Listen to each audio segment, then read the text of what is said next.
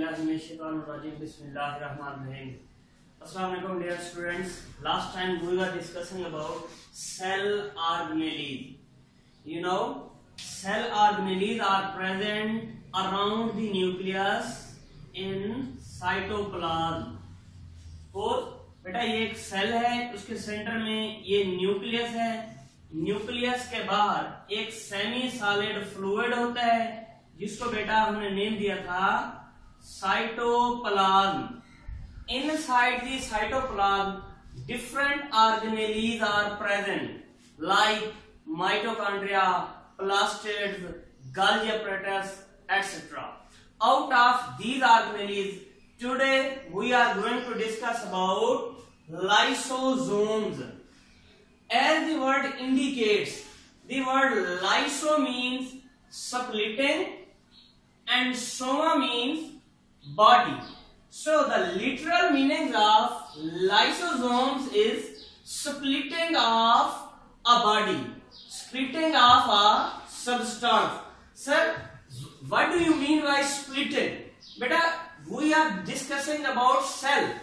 Inside the cell, splitting से मुराद बेटा ये substances होंगे. कोई food हो सकती है, कोई waste material हो सकता है within the cell. No doubt. That is an organelle which are involved in breakdown of food and waste material. And these lysosomes are single membrane bounded organelles. ये बेटा जो lysosome है ये भी membrane bounded organelle है and it occurs in animals and unicellular organisms. What do you know about occurrence of lysosomes? These occur in animals and many unicellular organisms. Keep in mind, these organelles are not present in plants. बेटा ये जो lysosomes हैं, ये जो organelle है, ये plants के अंदर मौजूद नहीं होती. So, what are lysosomes? The word lyso means splitting and soma means body. So, lysosomes are single membrane bounded organelles which are involved in breakdown of substances. ये क्या करते हैं बेटा? Substances की breakdown करवाते हैं. ये जो food भी हो सकते हैं, for no doubt inside the cell the food has to be digested. बेटा फूड को डाइजेस्ट होना चाहिए ना. फूड डाइजेस्ट होगी देन जाकर उसके क्या होगा, हम उसे फॉर आवर एनर्जी पर्पस इसको यूज कर सकते हैं. Right. Next, discovery of lysosome. इस ऑर्गेनेली को सबसे पहले किसने डिस्कवर किया था? बेटा एक बेल्जियन साइंटिस्ट था. A Belgian scientist Christian Rene de Duve. What was his name? Christian Rene de Duve discovered lysosomes in mid 20th century, right? And he won the 1974 Nobel Prize for Physiology and Medicine. When René Diderot won the Nobel Prize in 1974 in which subject? In physiology and medicine, right? Next, functions of lysosomes. Why Allah Almighty has created these organelles in these cells? I have already mentioned these are involved in the breakdown of food and waste material. So, lysosomes contain. अब why they are involved in digestion? ये digestion में क्यों involve होते हैं? Sir को इन organelles के अंदर कैसा जिन तो बैठा हुआ नहीं है जो फूड को ब्रेक डाउन कर देता है. नो डाउट बेटा इन ऑर्गेनेल्स के अंदर कोई ना कोई ऐसा सब्सटेंस है. There are present some digesting enzymes. बेटा ये लाइसोसोम्स क्यों फूड डाइजेस्ट कर सकते हैं, क्यों किसी मटेरियल को ब्रेक कर सकते हैं? Because of presence of digesting enzyme. Because digesting enzymes are present in lysosome, so they can break down the substances, right? So lysosomes contain strong digesting enzymes. and are involved in a breakdown of food and waste material. Right? Next, working process. ये किस तरह से बेटा lysosomes काम करते हैं बेटा?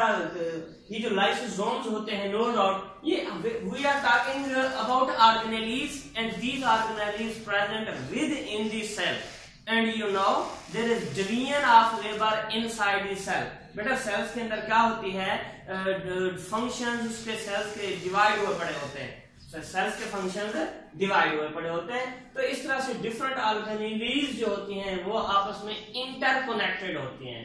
दे are working in coordination. बेटा यहाँ पर किन के साथ ही मिलकर काम करते हैं? These lysosomes work in coordination with गाल्जी apparatus. बेटा ये किस तरह से काम करते हैं?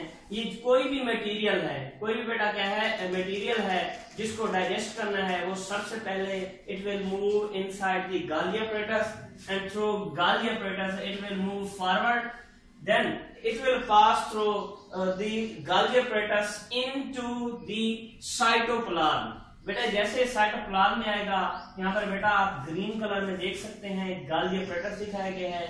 ये जो रेड सैक बनाई गई है, that is targeted material, the food, the waste material which has to be broken down.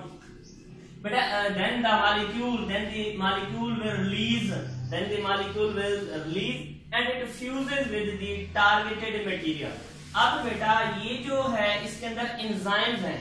गाल्जी apparatus से बेटा जो सेक्रेशंस आई हैं उसके अंदर क्या है, ये एंजाइम्स मौजूद होंगे.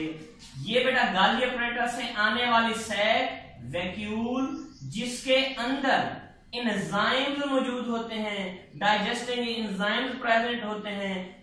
इस स्ट्रक्चर को हम क्या नाम देते हैं? Primary lysosome. The primary lysosome fuse with targeted material. बेटा टारगेटेड मटेरियल से मुराद क्या है? जो भी चीज जिसको आप डाइजेस्ट करना चाहते हैं, and the targeted material will be bounded inside the vacuole. ये टारगेटेड मटेरियल जो होगा ये बेटा वैक्यूल के अंदर मौजूद होगा. So the vacuole containing targeted material and primary lysosome fuse. यहाँ पर बेटा आप लोग देख सकते हैं कि दोनों आपस में फ्यूज हो चुके हैं.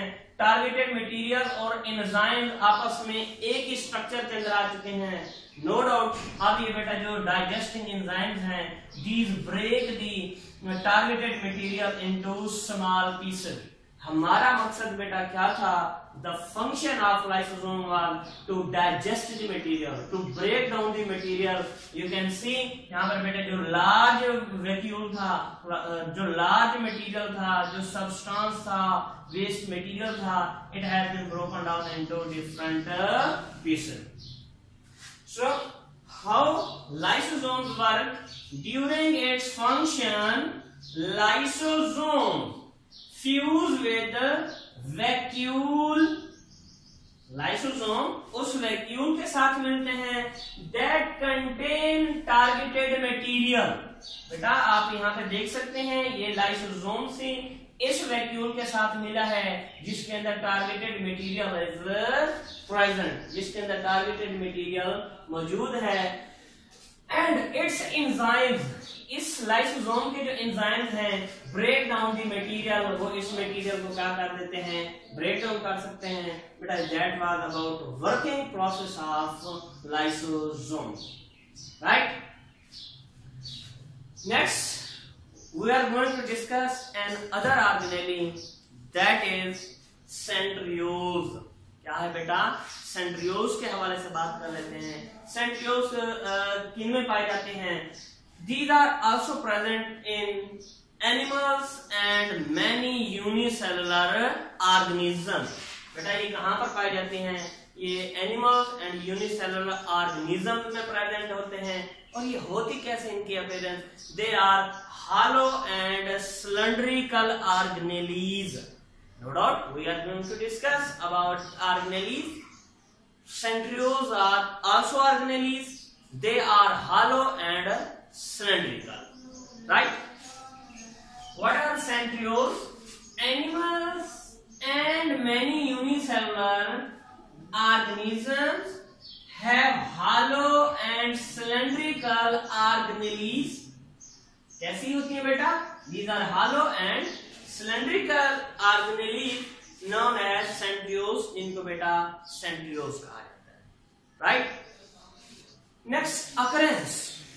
Where do these organelles occur? These occur in animals and many unicellular organisms. बेटा ये किन के अंदर होते हैं? एनिमल्स के अंदर एंड यूनिसेलुलर ऑर्गेनिज्म में होते हैं. Keep in mind these are not present in plants. Plants के अंदर सेंट्रियोल्स नहीं होते. Very important MCQs, right? Next, structure of centrioles. This each centriole is made up of 9 triplets of microtubules. कैसे बने होते हैं बेटा? मेन बात ये है, ये माइक्रोट्यूब्यूल से मिलकर बनते हैं. किस चीज से मिलकर बने होते हैं? माइक्रोट्यूब्यूल. कितने माइक्रोट्यूब्यूल्स होते हैं बेटा? 9 ट्रिपलेट्स होते हैं. अब 9 ट्रिपलेट्स का मतलब क्या है? यानी जो आउट ऑफ 9 ईच जो होगा, हर जो ट्यूब्यूलन है वो फर्दर 3 प्रोटीन से मिलकर बनी है. बेटा देखें यहाँ पर इसमें जो 9 इसमें क्या होंगे? प्रोटीन्स होंगी. वो किस फॉर्म में होती हैं? In the form of triplets. यानी हर एक के साथ 3 प्रोटीन क्या होती हैं? लगी हुई होती हैं. आप बेटा इसमें देख सकते हैं, ये देखें, ये 1 2 3 4 5 6 7 8 9. बट इसमें मेन ट्यूब्यूल्स 9 हैं and inside the each tubule आप देख सकते हैं 3 प्रोटीन्स आर प्रेजेंट. यहाँ पर बेटा 3 का प्रोटीन ये प्रेजेंट है. इस वजह से हमने इसको ट्रिपलेट कहा. 9 इस वजह से कहा, इसमें 9 वो सिलेंडर्स हैं और हर एक सिलेंडर के अंदर फर्दर 3 क्या होती हैं बेटा? प्रोटीन्स होती हैं. सो each centriole is made up of 9 triplets of microtubules. Main बात, माइक्रोट्यूब्यूल्स से बने होते हैं. कितने माइक्रोट्यूब्यूल्स से? 9 ट्रिपलेट्स. अब 9 ट्रिपलेट्स से मुराद हम यूं भी ले सकते हैं 27. बिकॉज देखिए बेटा वो 9 है ना बेटा, देखिए 9 ये हैं ट्यूब्यूल्स हैं और इनसाइड ईच 3 प्रोटीन प्रेजेंट हैं. आप देख सकते हैं 9 3 27. ऐसे भी बेटा क्वेश्चन पूछे जा सकते हैं. Total protein present in centriole, these are 27, right? Next is centrosome. Centrosome inside the animal cell. बेटा जो एनिमल का सेल होता है उसके अंदर क्या होते हैं? just 2 centrioles are present. In case of animal cells, 2 centrioles are present which are present on exterior side of nucleus. यहाँ पर बेटा आप देख सकते हैं that is nucleus. इसकी exterior side है, इसके साइडों पर क्या है? 2 centrioles मौजूद रहते हैं. These 2 centrioles are collectively named as centrosome. In case of animals, these 2 centrioles are collectively named as centrosome, right? So what are centrosome? Animal cells have 2 centrioles. MCQs. How many centrioles? 2. Located near the exterior surface of nucleus. ये कहां पर located होते हैं? कहां पर मौजूद होते हैं? MCQs. एक्सटीरियर. एक्सटीरियर कहते हैं बाहर वाली साइडों पर. You can see in diagram. ये बेटा न्यूक्लियस है, इसके बाहर वाली साइडों पर अतराफ में क्या है? ये सेंट्रियोल्स मौजूद हैं. And these 2 centrioles are collectively called centrosome. इनको कोलेक्टिवली हम क्या नाम देते हैं? एनिमल्स के जो 2 सेंट्रियोल्स हैं, these are collectively called centrosome, right? Next, functions of centrioles. Why Allah Almighty has created these organelles in cells, in animal cell, in unicellular organism cell. Why Allah Almighty has created?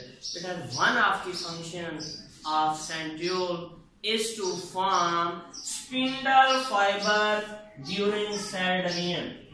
most important function is spindle fiber formation during cell division. अब शायद बेटा आपके लिए एक new बात हो गई, spindle fibre क्या होते हैं।